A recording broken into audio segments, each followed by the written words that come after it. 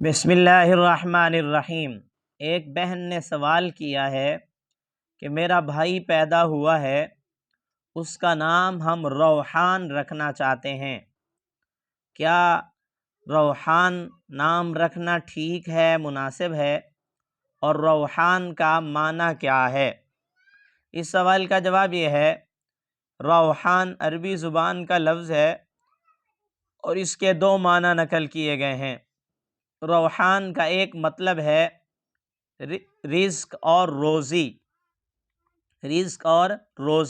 دوسرا روحان کا مطلب ہے خوشبودار پھول، ایسا پھول جس سے خوشبوئیں نکل رہی ہوں، خوشبوئیں پھوٹ رہی ہوں۔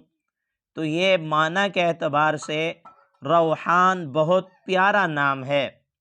آپ اپنے بھائی کا نام یا اپنے بچے کا نام روحان رکھ سکتے ہیں۔